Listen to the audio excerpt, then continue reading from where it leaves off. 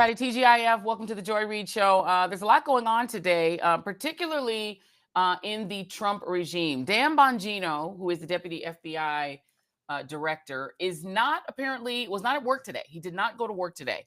The Daily Beast reporting that there are a few problems going on between Dan Bongino and the Attorney General Pam Bondi and maybe some other folks inside of the administration. Let me just go ahead and read you this headline. And before I read you the headline from the Daily Beast about Dan Bongino not showing up to work on this Friday, note that if you are going to have a presidential administration and you're going to stack your administration with podcasters and TV personalities and other people who are not like professional in terms of government service, but who have a following, a built-in following that they brought with them based on certain issues, maybe certain conspiracy theories, they're going to be expected by the people who follow them and admire them and who listen to their podcasts and who watch them on Fox. They're going to expect them to follow through on the things that they used to talk about and yak about on those podcasts and on Fox, etc. Right? So just to set that up, Dan Bongino is a longtime podcaster, very popular on the right wing. And there were certain issues that he talked a lot about when he was doing a podcast. One of them was Jeffrey Epstein and the supposed conspiracy to say that Jeffrey Epstein killed himself in prison and to bury the Epstein Files, which were understood to be the list of clients, high-profile clients, Republicans, Democrats alike, who were using Jeffrey Epstein's illicit services. So that is the setup for you to understand. So now let me read this Daily Beast story about Dan Bongino apparently feuding with Pam Bondi and not going to work today. FBI Director Dan Bongino did not show up to work on Friday and is considering quitting after clashing with Attorney General Pam Bondi over the handling of the Jeffrey Epstein files. In the latest sign of escalating tensions over the late child sex offender, tempers reportedly flared this week after the administration determined that Epstein did not, after all, have a celebrity client list and was not murdered in his jail cell, as many in MAGA world believe. Now, I will say that I do believe that MAGA is a conspiracy theory-driven religious movement. But that doesn't mean that all of their conspiracy ideas are totally crazy. And, I know it sounds crazy for me to say that not everything that MAGA believes is absolutely insane. But the reality is that Jeffrey Epstein's demise is not just being questioned by MAGA. Back in the day when I had a weekend show, I interviewed somebody who was very much, in conversation with Jeffrey Epstein's family and his brother, who never believed that he was murdered, who never believed that he was that he committed suicide, believed that he had been killed. And there's a lot of weird intrigue around Jeffrey Epstein. So I want to go back though and walk through the history of some of Trump's loyal soldiers in his regime, at least up to now, and what they've said about Jeffrey Epstein in the past. So we talked about Dan Bongino. Let's go to Dan Bongino. So Dan Bongino in the past, and this is this Bongino on his old podcast. And this was actually not that long ago. This was on his podcast before he actually got named to the administration. And I will note, he got named to the administration in part because on Twitter, Elon Musk was asking fans, hey, do you want Dan Bongino to be in the administration? They were like, yeah.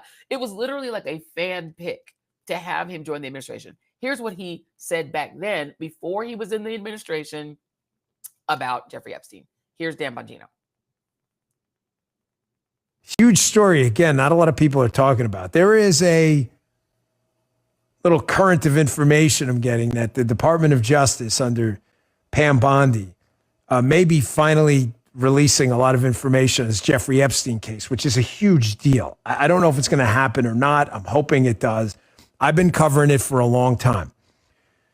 The Jeffrey Epstein case, you do not know all the details of this thing, I promise. There are a lot of really obviously powerful people. This part you know, but the specific names we may not, including, I believe, the Clintons, based on information I discussed yesterday, who are knee-deep in involvement with Jeffrey Epstein, and no one can figure out what the level of entanglement is.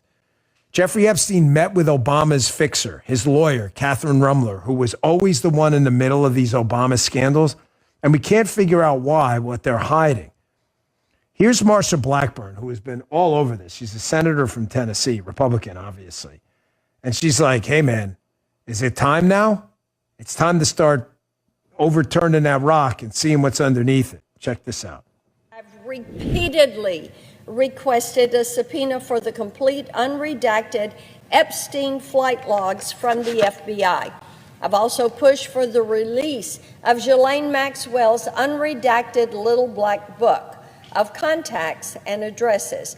The American people have the right to know who flew on his planes, who witnessed the crimes, and who potentially participated in his global sex trafficking ring. Yet time and again, in the last Congress, Democrat leadership and then FBI Director Wray stonewalled my request. But now, with Republican control of Congress and President Trump back in the Oval Office, we're going to see some real change on this issue. Just last week, the president's excellent... Okay. Marsha Blackburn promising there's going to be change on the issue. Now let's listen to what Dan Bongino said literally, I think, this week, yesterday on Fox. I'm just telling you what we see in the file. I just want to be crystal clear on this. I am not asking anyone to believe me. I'm telling you what's there and what isn't. Right. There is nothing in the file at this point on the Epstein case, and there's going to be a disclosure on this coming shortly. We are working through there is video. That is something the public does not. There's video of him killing himself. No, not the actual act, but the entire MCC Bay, it was only one camera. There's video that when you look at the video, and we will release, that's what's taken a while on this. We are working on cleaning it up to make sure you have an enhanced, and we're going to give the original so you don't think there were any shenanigans. You're going to see there's no one there but him. Right. There's just nobody there. So I say to people all the time, if you have a tip, let us know. But there's no DNA, there's no audio, there's no fingerprints, there's no suspects, there's no accomplices, there's no tips, there is nothing. If you have it, I'm happy to see it. There's video clear as day. He's the only person in there and the only person coming out. You can see it. So, Vive la différence. This is somebody who for years has been claiming that there was a murder, that there is secrets that are being kept from you, the American people, that and he had, played Marsha Blackburn, Tennessee senator, saying, hey, don't worry about it. With Republicans in charge, you're going to finally get answers on all of they think just Democrats. We've heard lots of other names, one of them, Donald Trump, that were hanging out with Jeffrey Epstein, and no one knows who's in these Epstein files. All right, let's play another piece of video. He mentioned the jail video. I want to play for you. This is a local NBC News report about the Epstein jail video, because Pam Bondi, under a lot of pressure, the Justice Department did release video that purports to show Jeffrey Epstein's last day, his last, hours in the jail cell, but it doesn't exactly show his jail cell. It's a weird angle. And you're going to hear his brother talk about his interpretation of that video. So here is Epstein jail video.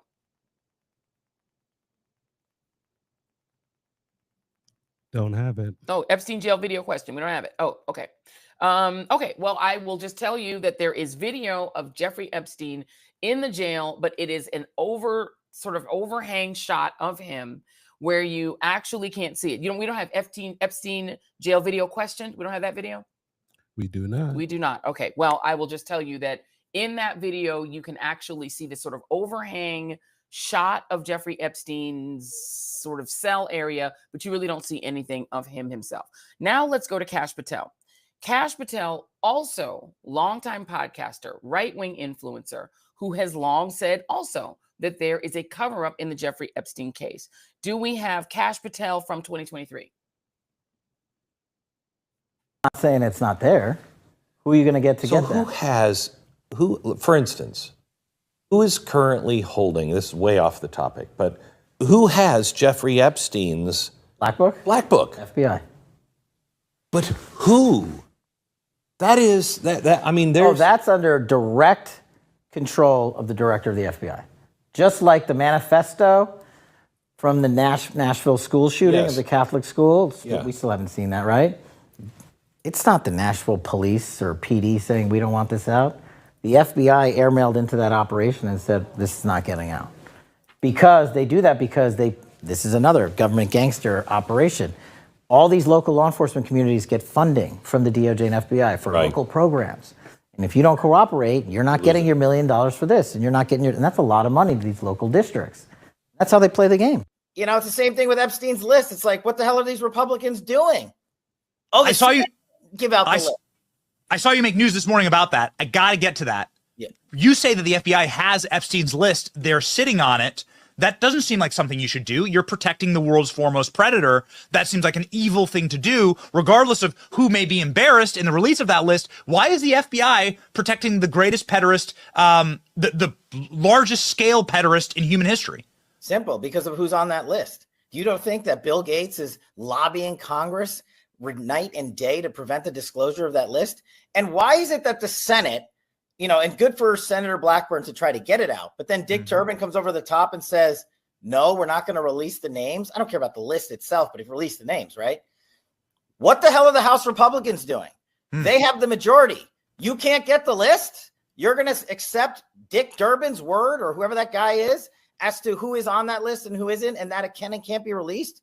Put on your big boy pants and let us know who the pedophiles are. We have an election coming up, and we need to adjudicate this matter at the polls. God knows the FBI and DOJ aren't going to do anything. But how are you going to reward the FBI with a new headquarters building after their illegal surveillance on Donald Trump continues with a reauthorization of FISA, and we can't even get basic documents out? This is why America hates Congress. And this.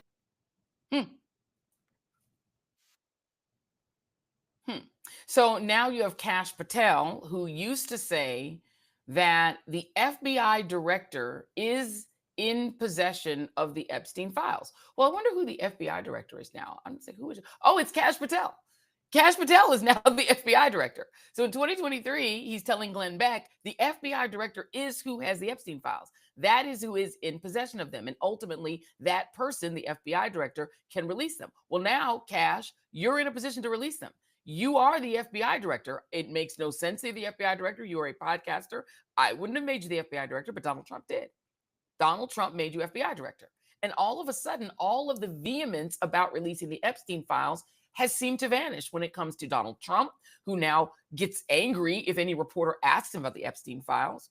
Kash Patel, who's missing in action today, although there's also rumors, and I believe Axios is doing this reporting, that he also is thinking about leaving his job. And then, of course, Dan Bongino, who didn't show up to work today and is apparently feuding with Pam Bondi about these same Epstein files. And according now, as regarding that video, Wired has a story out that's even more weird. Wired has a story out saying that the Department of Justice this week released nearly 11 hours of what it described as a full raw surveillance footage from a camera positioned near Jeffrey Epstein's prison cell. He tells Terry Parker there's a cover-up. The release was intended Federal to investigators say this just released surveillance video proves no one entered Jeffrey but Epstein's instead of putting those tier the night suspicions he to rest, died in it federal may fuel them custody. further. Epstein's brother, Mark, disagrees. Metadata embedded in the video and analyzed by Wired and independent video forensics experts shows that rather than being a direct export from the prison's surveillance system, the footage was modified, likely using the professional editing tool Adobe Premiere Pro.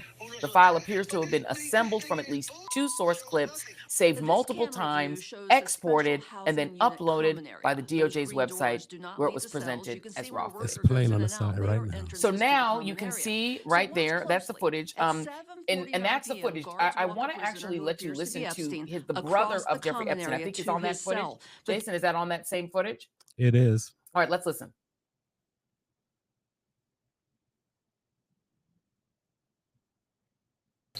You know, nobody went in or out, but the door is here.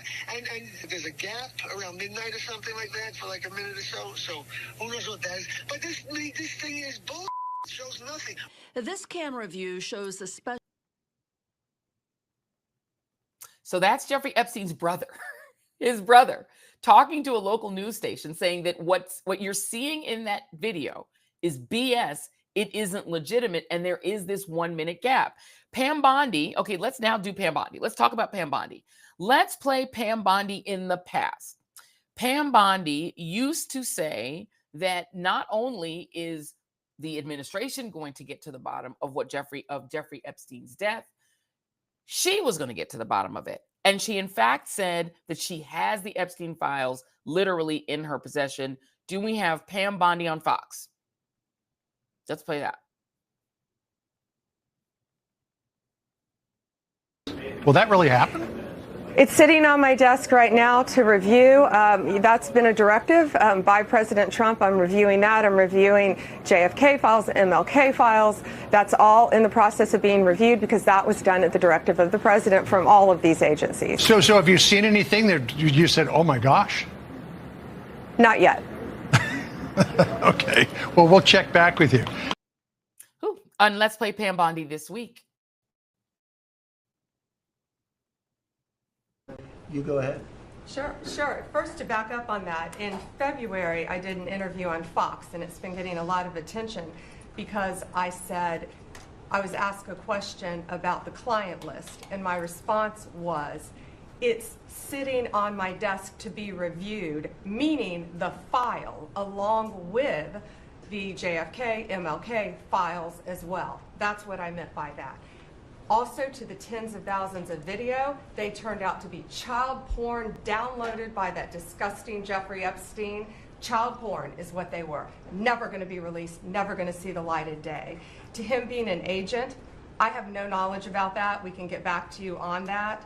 And the minute missing from the video, we released the video showing definitively the video was not conclusive, but the evidence prior to it was showing he committed suicide. And what was on that, there was a minute that was off the counter. And what we learned from Bureau of Prisons was every night, they redo that video. It's old, from like 1999. So every night the video is reset, and every night should have the same minute missing. So we're looking for that video to release that as well, showing that a minute is missing every night. And that's it on Epstein. All right, let me bring in my guest because it's all very strange. Pam Bondi goes from, being a fireball on getting to the bottom of the Jeffrey Epstein death to being like, there's always a minute gap. That's just the way it is.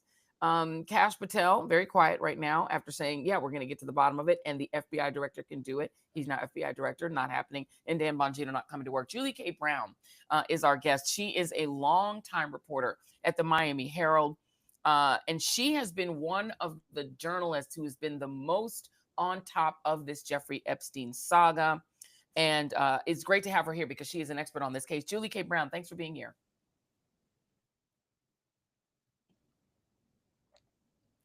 Uh-oh. Your microphone might be muted, Julie. Let's. I think our microphone's. Yeah, I think you're muted. I'm not muted. Ah, you're unmuted. Oh, I didn't do anything. But oh, there we go. Can you hear me? The magic of YouTube. You are now here. Julie K. Brown, it's great to talk to you again. I think the last time that we spoke was on my weekend show on AM Joy. So it is great to catch up with you again. I just want to get from your perspective, just as a journalist, what do you make of this seeming reversal by some of the most prominent purveyors of the theory that Jeffrey Epstein was murdered, meaning Kash Patel and Dan Bongino and Pam Bondi, you could say, now saying nothing to see here?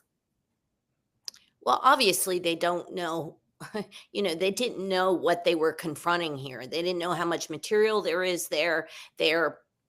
They sound like they really don't understand the case from the very beginning. With Pam Bondi announcing on national television that the file or the list was on her desk, I knew right away she didn't know what she was talking about, because first of all, it's very unlikely that there is such a thing as an Epstein list. Now, that doesn't mean that there aren't files filled with information about people who were helping Epstein. He couldn't have done all this for so long all by himself. He just couldn't. He relied on a whole staff of people to help him with everything that he did. So there likely is a lot of information in these files, maybe not a so-called list, but there's information about the people who helped him, or witnesses who knew who these other people were that were involved with his crimes.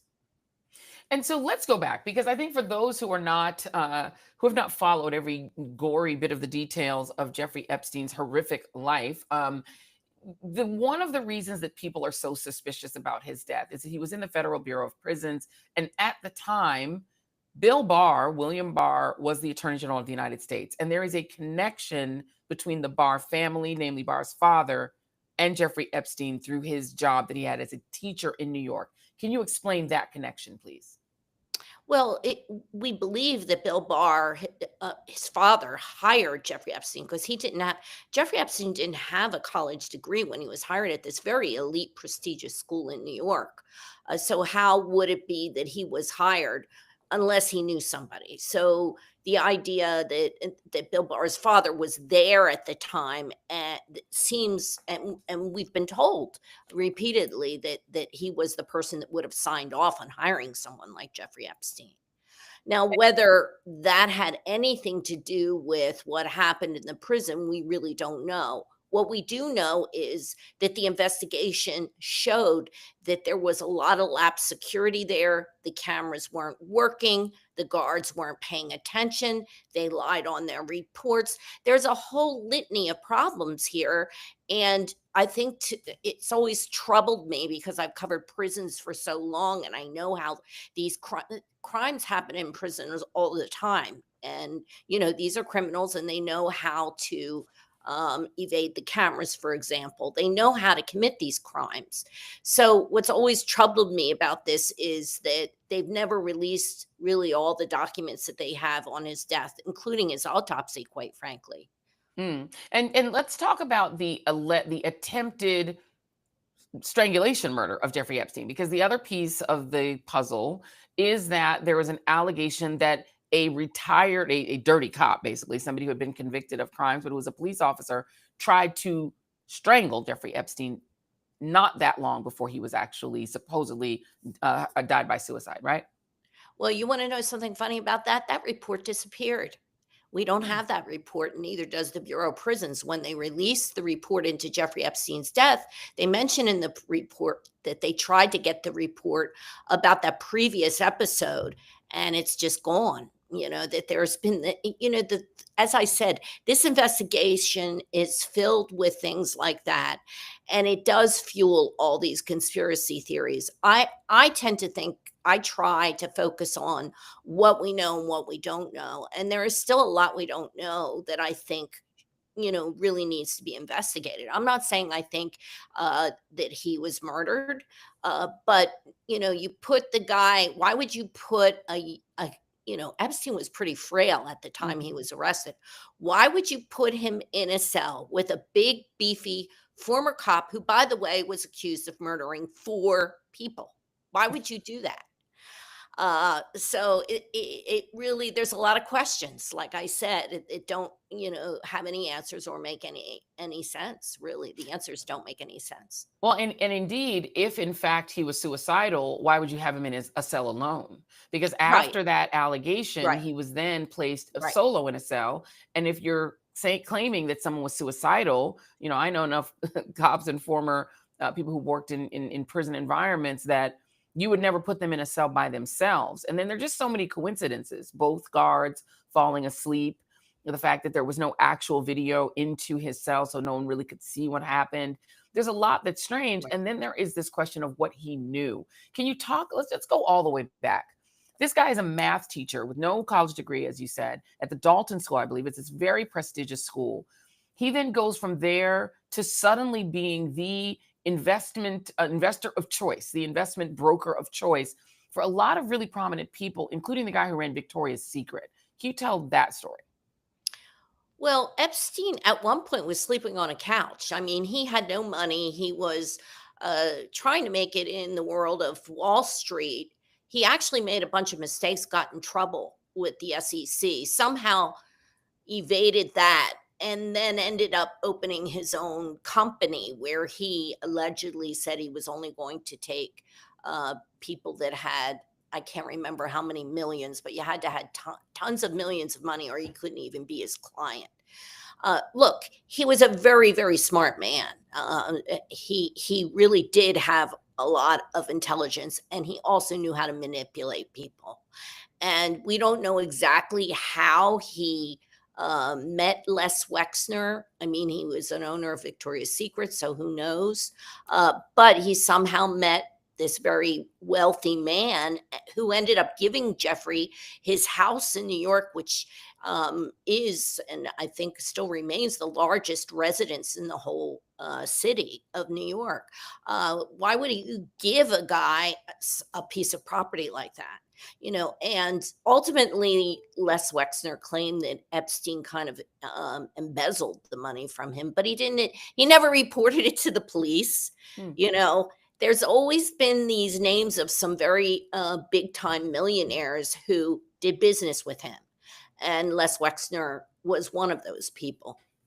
And was he blackmail? Is there evidence that he was blackmailing people and saying, you have to invest with me because I've got videos of you, essentially committing vile crimes with minors who were provided by Jeffrey Epstein? Well, think about this. I mean, if you're Jeffrey Epstein, and let's just say you do have material like that, do you really have to go to someone and say, if you don't invest with me, I'm going to blackmail you? They know he has that kind of information. It's not like, I'm not saying that that's what he was doing, but he had a lot of information about a lot of powerful people. I mean, we know that. And whether or not they were involved with having sex as part of this underage sex trafficking operation that he was involved with, we really don't know. But what we do know, and as they say, follow the money, is that Jeffrey Epstein got a lot of money from some of these people, and it's really not clear what he was being paid for.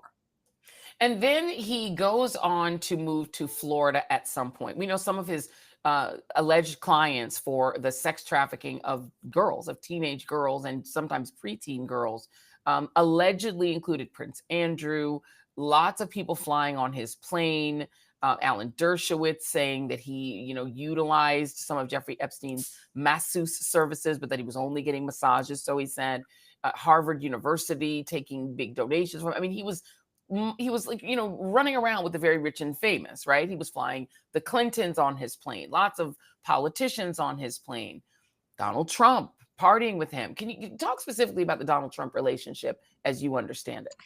Well, the only thing we really know is that way back when, probably about 20 years ago, they were friends. And the reports are they had two falling outs.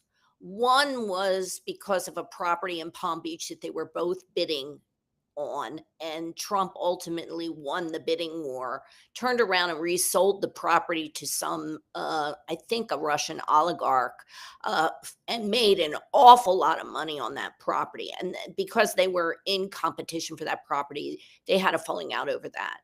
And then the second thing that happened was Epstein was at an event at Mar-a-Lago, and he allegedly hit on one of the club members' young daughters, and they had a falling out over that. So they weren't the best of friends by any means at the toward the end of when Epstein was sort of being looked at by authorities. But that said, Epstein modeled his modeling business after Trump's modeling business. So he knew enough about what Trump was doing with his modeling business to start his own modeling business. And what Epstein's modeling business was to have recruiters around the country and around the world. Mainly, they would go to Russia and other countries and get these very, very young girls, make promises to them that they were going to become famous models, bring them to our country on work visas. He had lawyers who helped them get these visas. And then he would set them up in an apartment complex, that apartment building that he owned and his brother also owned in New York. And the youngest ones, they would fly to parties with some of these wealthy people, especially in Palm Beach. And that's where some of these girls ended up getting sexually abused.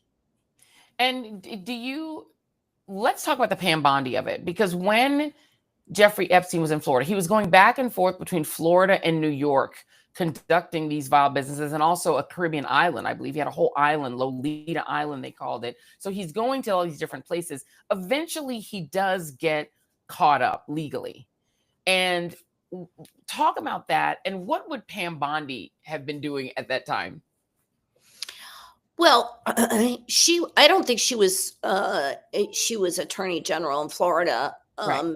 at the time that he first got investigated, but here's what happened. She was Attorney General after, the whole thing happened with the former U.S. Attorney Alexander Acosta sort of giving him this sweetheart deal that was done all behind the scenes and in secret. He goes to prison, to a jail, and he can't even really call it a jail because he was allowed out all the time. He was just going to an office. He really wasn't in jail. When all that was over, by that time, a lot more information was starting to come out about the scope of his sex trafficking operation. Remember, he only got convicted for solicitation of prostitution of, I think, one girl. But by the time all this was done and the deal finally became public that was made, it started unraveling in that there were many, many, many more girls. And this was a huge sort of pyramid scheme where he was using girls to recruit other girls, that he probably was having other men that were involved. It became sort of suspect that this was a bigger case. Yeah.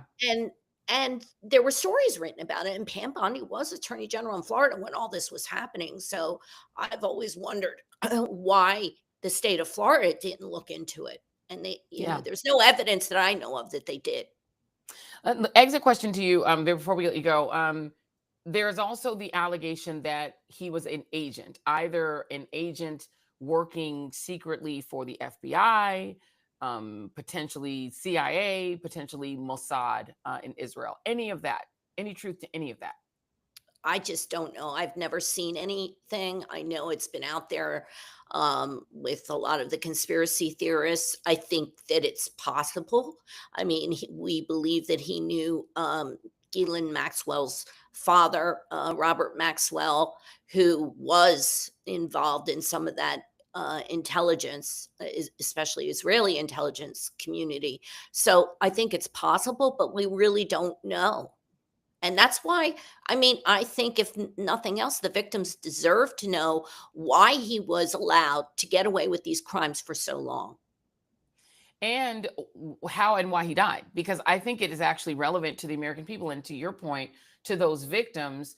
If he died as a result of an attempt to silence him or Ghislaine Maxwell to make sure that whoever were their clients, if those clients were powerful people, that information never gets out. Whether or not there's a specific Epstein list, I think there is a fiduciary duty that the FBI and the Department of Justice have to tell the American people what is going on. It is not just MAGA weirdos who are worried about this.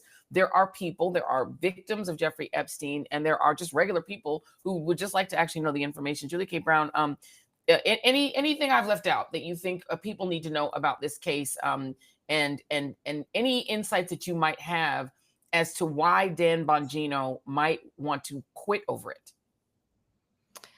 Well, remember, Bongino was one of the people that was saying this is a whole cover up and they're hiding things. And so one has to wonder if the reason why he's so upset is because he's now realizing that he's part of possibly covering it up, because just by the fact that he is where he is in our government, and he was calling for transparency, and apparently the opposite has happened. He was calling for transparency, and now he's in charge of doing the transparency. They're actually in a position where you say some conspiracy theories, and now you're in a position to deliver. And if you don't deliver, I hate to break it to you, Dan Bongino and Kash Patel and Pam Bondi, you all won the election in part because a certain set of voters believe that you were going to get to the bottom of this. And apparently Donald Trump doesn't want you to, so you're not. It's very weird. Julie K. Brown, thank you so much. Always a pleasure to talk with you. Thanks.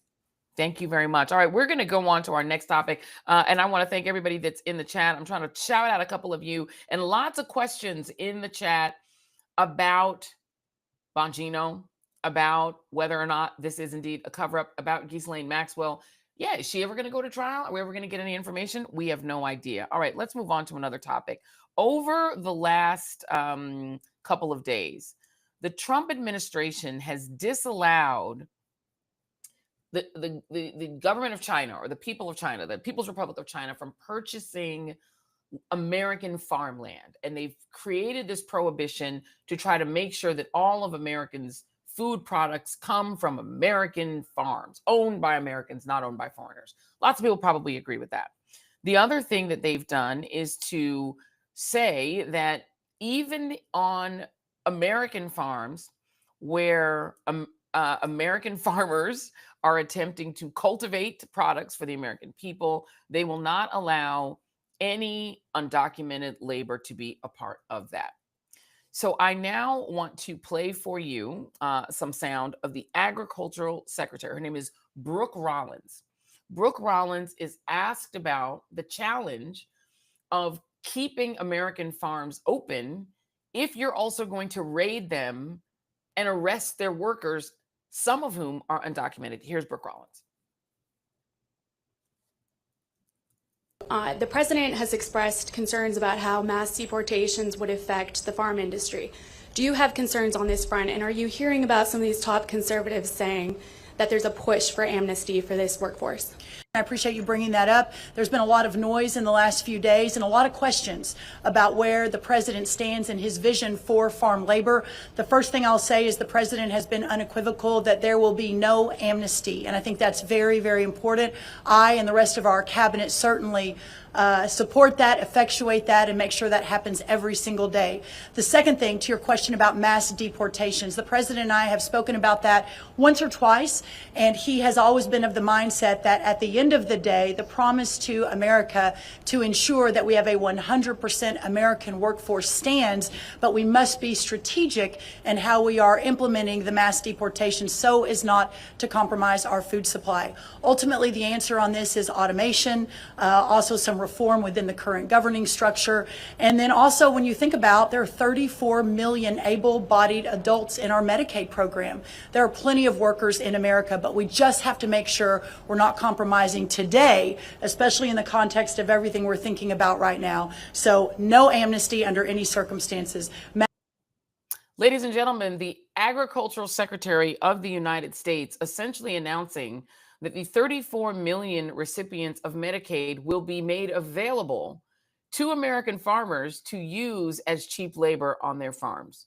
You're welcome. Let's bring in our guest, John Boyd Jr.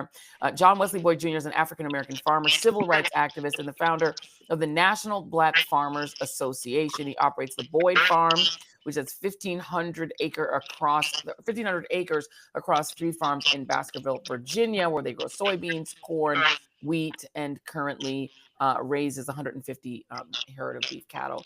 John Boyd Jr., thank you so much. Great to have you on. Thank you so much for having me. I want to get your response to that. You know, our history, our shared history, of course, Mr. Boyd, is that our ancestors were brought to this country not to own farms, but to work on them as slave labor.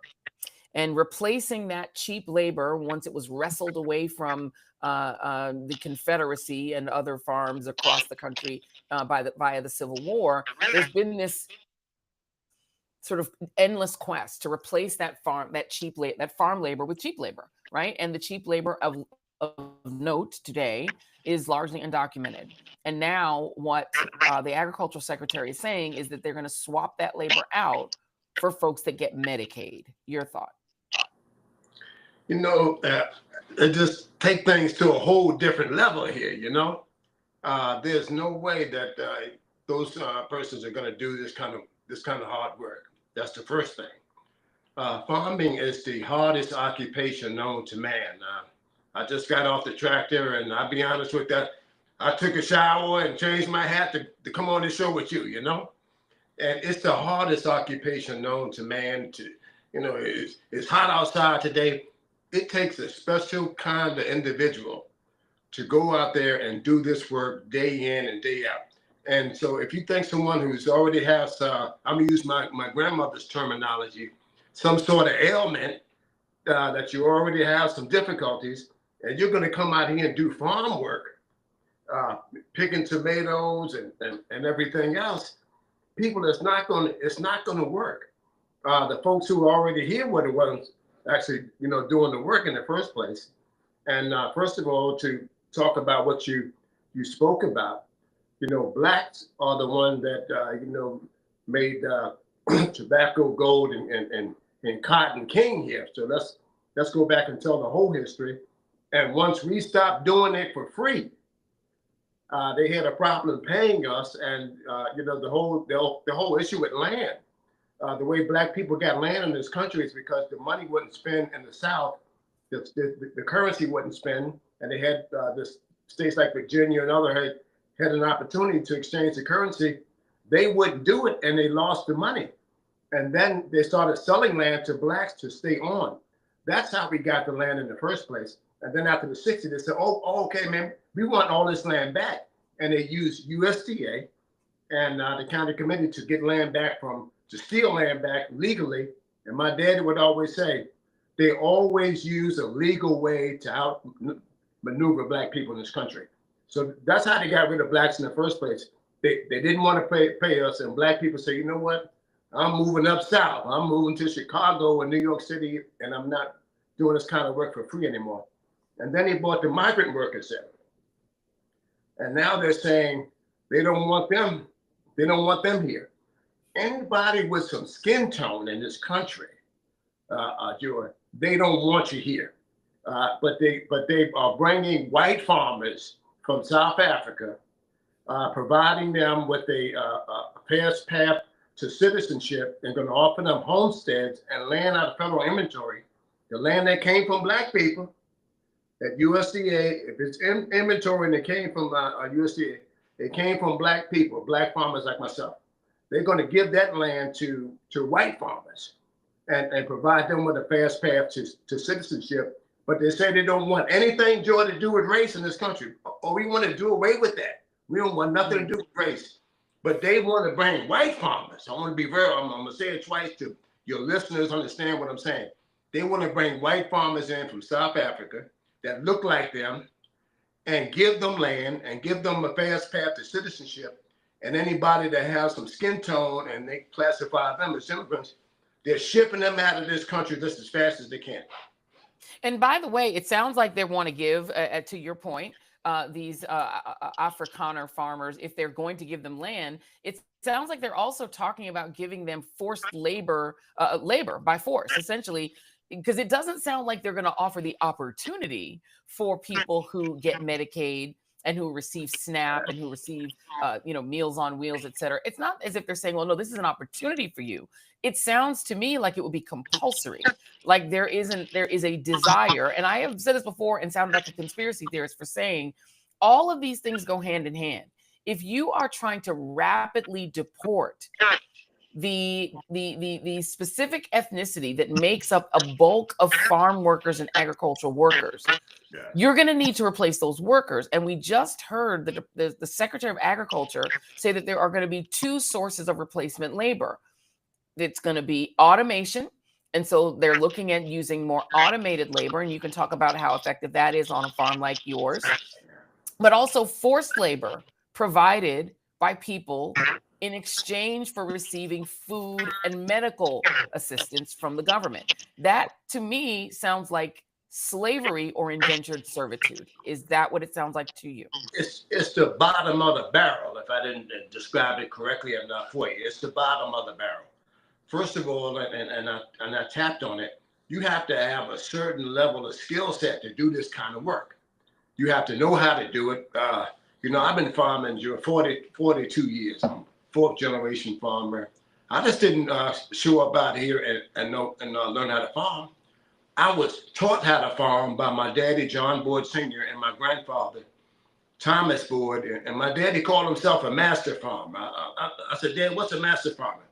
He said, somebody who can produce a crop with no help from the government every year. That's a master farmer. So black people were master farmers, and they had the art and skill set of doing this work. And you're going to replace them with people who already have some challenges, people. And a lot of these people already have some challenges. And you're going to put them on a farm, and you're going to put them in 100-degree heat, like I just left out from, and they're gonna be able to do this kind of work with all of the difficulties that they're already having. That's why they're on these programs, because they have some sort of difficulties. There's a lot of people. So I said that not putting down the persons, I'm saying that because they're taking advantage of their situation, which they clearly have some problems because they are on these programs needing assistance in the first place. And you're going to put them on a farm and say, you know what? You're going to pick some oranges, you're going to pick some onions, and you're going to pick some tomatoes out here in Florida. The people who this administration is hurting, Joy, is the very people that voted for this president, them white farmers. I don't have migrant labor on my farm. Everybody on my farm, looks like me, and we've been doing this work for a very, very long time. The people who are going to be hurting and those who are putting pressure on this administration are the very people who voted for him. 99% did, white farmers, voted for this president, and now they're chasing their help through the fields, shipping them out of here. So they're not hurting the black farmer, the guy who's already been out here, who's already scuffling. Black farmers already scuffling in this country. We're already facing hardships. For the first time, Joe, in decades, I have not received a farm operating loan in this country because of the tariffs imposed by this administration. And it took the prices so far down that lenders won't extend credit to me now because of the poor commodity prices. That's the first thing. And now they're picking on persons who can do the work. First of all, these people can do the work. I mean, let's tell it like it is. They have the art and skill set to do the work. They've been doing it, and they've been doing it with no problems. Now they're going to chase these people out of the country because they don't want them here, and they're not voting for them in mass numbers. That's what this is all about, people. This is about a targeted group of people that they want to run out of this country that has some skin tone, that didn't vote for them in mass numbers. That's what this is about. They want to get them out and bring in whites. White African. I hate to use the word African because it confuses people. They want to bring in white farmers from South Africa. I want to be perfectly clear to the viewers and listeners and give them a path to citizenship, but take out others that look like me and you, Joy. Do we have? I don't know if we have the video of the chase by ICE, literally chasing farm workers, and I believe this might have been a marijuana farm in California, chasing men, women, and children through the fields as if they were, storming the fields of Normandy, as if they're chasing. Oh, we don't have it. All right, well, we don't have it. I can tell you that the United Farm Workers responded to that. That video is everywhere, and there is a pretty arresting photo. And we might have this photo. This is United Farm Workers put out a statement talking about the fact that we don't have it. That the members, some of the members of the farm workers who were at that farm were actually injured, being chased down by ICE agents, literally, who raided a farm and violently arrested people who were just working. I want you to talk about this, John Boyd, because the people who do this kind of work, as you said, it's hard work. It can be 100-degree temperatures. Talk about what kind of people these are, because Stephen Miller et al. Are trying to make them sound like gang members and marauders, but they sound to me like very dedicated workers. First of all, Joe, Stephen Miller was following me around the Hill decades ago, crafting this anti-discrimination message when I was trying to get the lawsuits passed by an act of Congress for black farmers. Stephen Miller was on the front row, very young staffer, trying to craft this message, and they used that to really tear down civil rights in this country. That's the first thing. So I want to raise the flag on him. He's the bottom of the barrel, in my opinion, in this country, and what he's done to civil rights in this country, Stephen Miller. But to answer your question, this is the hardest work known to man because farming never ends. I can go outside right now, Joey, and continue to work to midnight, and I still wouldn't be caught up. And the cycle never ends. So once planting season is over and I harvest, I start all over again. So it's the hardest occupation known to man, and the people that do the work, to their credit, they're cut from a different cloth. These aren't people that do soft-handed work here. I got 2 sets of calluses on my hands here because the work is physical labor, It's difficult work, and everybody can't do this work. And for the people that the secretary is saying is going to do this kind of work, people, she's a lost ball in high weeds, and she really believes that. Is what I'm trying to describe. And I'm not putting down anybody on these programs. So I want to be center of the road of what I'm saying. Well, here. I mean, but to say, just to stop you, John Boyd, because they wouldn't be doing it willingly. I mean, what she is describing is essentially forcing people, if you want to eat, if you want to survive, you'll be forced to do this labor. Could you do what you do with forced labor, with people who are being forced to do it? No. First of all, you got to love what you're doing. You know, you can't get out here and do this kind of physical labor and not love the land and not love the commodity and things that you grow. The only reason I'm a farmer, Joy, is one, I'm a generational farmer, and I love what I'm doing. I'm not here with no farm operating on because this administration put a fork in us. That's the first thing. And I'm not out here because I feel good. I'm out here because I love what I do, and I'm not going to let this administration take me out. So that's the first thing. Let me ask you this question, because I recall, and we covered on my MSNBC show, when Joe Biden's administration finally made good on a promise to make a $2 billion restitution to Black farmers like yourself, and you were the leader of fighting for this because the Department of Agriculture had for many, many, many decades denied Black farmers equal access to loans, etc. That $2 billion settlement was challenged by Stephen Miller. Essentially, this administration has walked back on it and said that you can't provide any specific benefit to Black farmers, that money has to go to white farmers instead. What did you make of that? I'm telling you right now, we went from absolutely bad to super worse here, Joy, because first of all, I've been trying to get debt relief, which was the $5 billion I've been trying to get, and we won it by an act of Congress in 2021.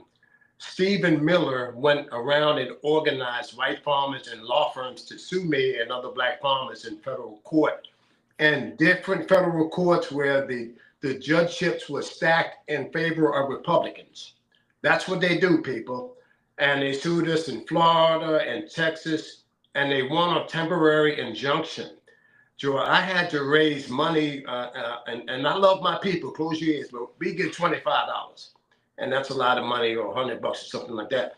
Stephen Miller was able to raise millions of dollars in his campaign, and I had to hire law firms in each one of those states to defend ourselves and push back on this rhetoric of this reverse discrimination that Stephen Miller was doing with these white farmers. White farmers ain't never been spat on in this country by USDA. White farmers ain't never been called a nigger in this country by USDA. They never had one day a week to be serviced by our country. And we named it Black Wednesday in Virginia. It's the only day they receive Black farmers. Joe, I personally experienced all these things. So when they say it's reverse discrimination, what reverse discrimination? When you got all of the money and primarily all of the land and all of the subsidies, ALL, and Blacks receive $200 on average per farmer in this country, and the top 10% in the U.S. Farm Subsidy Program receives $1 million, these white farmers. We're not even on the map. So they really played these courts, and they use Republicans to do that. And we always playing catch up, Joe. Just the same way we are right now. We have to organize right now, and thank God for people like you, Joe, who had the guts and tenacity to speak out every night about the hardships that people like me face every night. And I know you were receiving pushback. Thank God for a face like you and a voice like you who stood up against all of this atrocity that this administration wants to do to our people. That's the first thing. We got to organize, mobilize, and support each other right now, and don't let them win, you know? And for Donald Trump and his people who are listening to your show, and they listen to you, Joy, because they're afraid of you. They want to see what you're talking about tonight. Here's my message to the president. There's only one king, and he's sitting high, and he's looking low, and he doesn't like what he's doing. And my grandmother, she was a sharecropper, her name is Ruth Robinson. She said, you keep on doing bad, there's a stick out yonder with your name on it, and you're going to find it and step on it. The president is going to step on a stick that's out there waiting for him. Give him a little time, Joe. It won't be today or tomorrow. But if he continues to do this arrogance and demeaning and treating blacks and Hispanics and other people of color wrong in this country, he's going to step on that stick. Just give him a little time.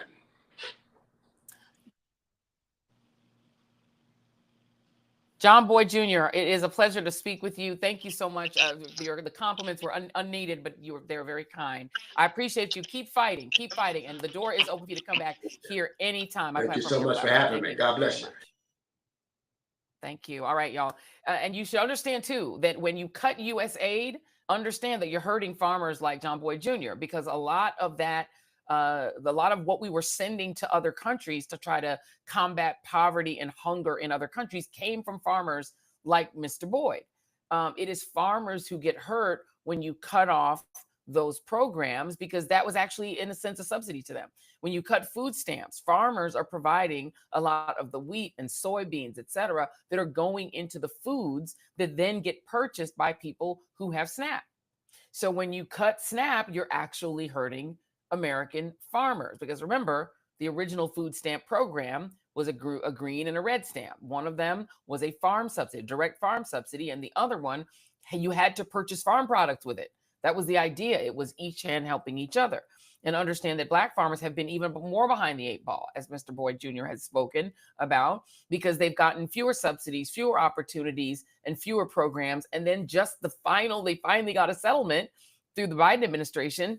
And this character, Stephen Miller, was like, nope, you can't do that. That's racist against white people, who apparently also need to be brought from South Africa to have farms here, and forced labor by people who are on Medicaid. That is where we're at. It is a very, very strange world. I want to read some of your comments. I want to go through here. There's lots and lots and lots of people here. We're going through. I'll find some comments. I'm going to do it later. I'm going to just keep going. God bless John Boyd and his farm business, says Joyce Johnson. Thank you. Demaryl Singleton. So this is an excellent educational program. Thank you very much. We've got Come On Stick, says Linda Lawson. Linda Lawson is rooting for the stick. Pamela Lee is saying hello to the readers. Dawn Shepard says it's up to us. That is absolutely, absolutely true.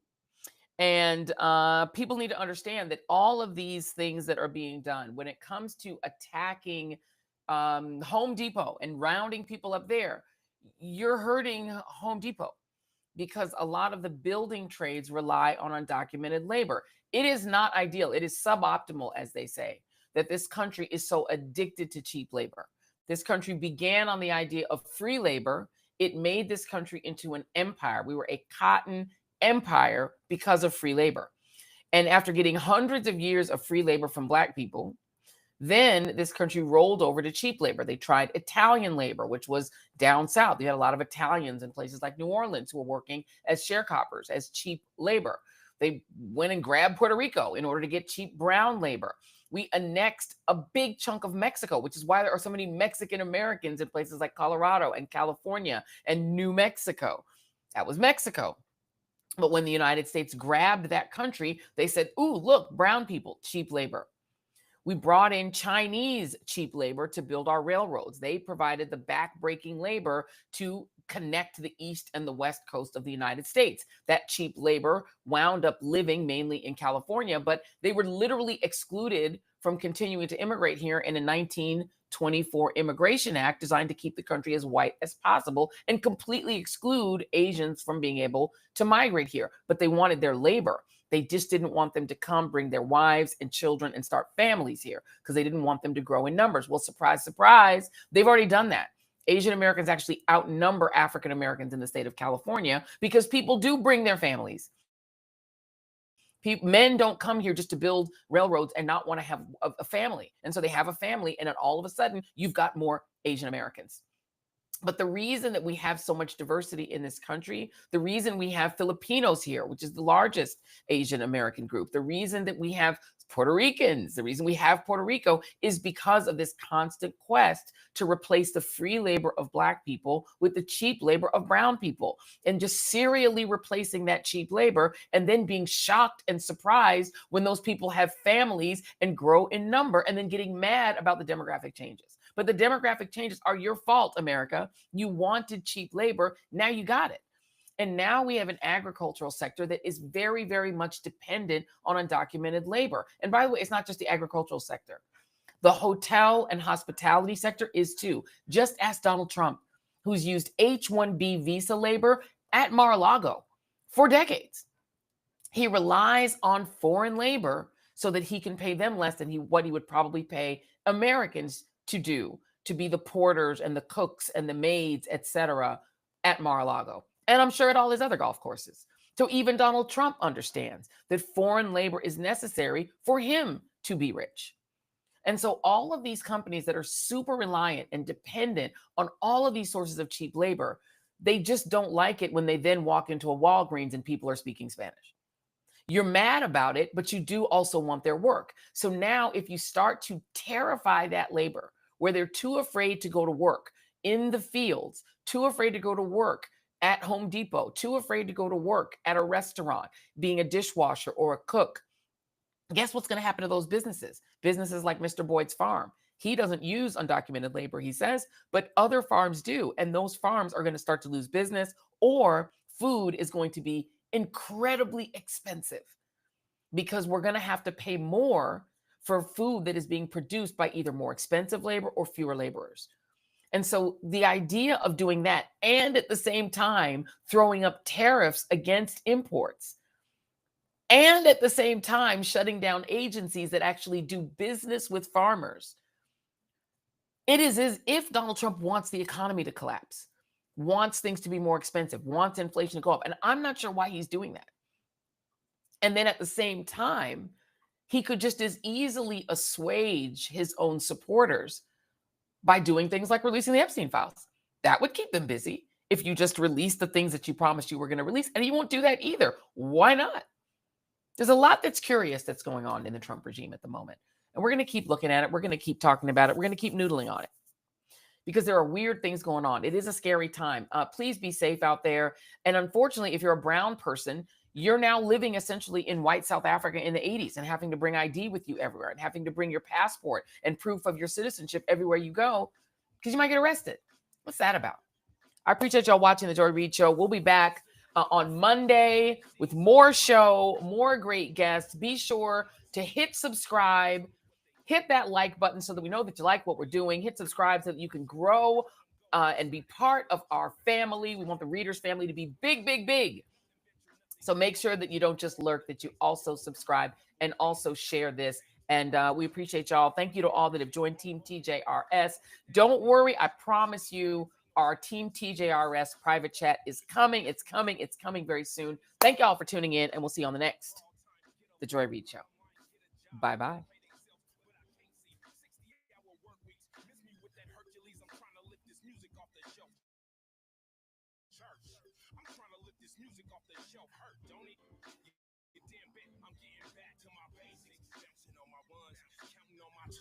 Sitting on my threes, getting back.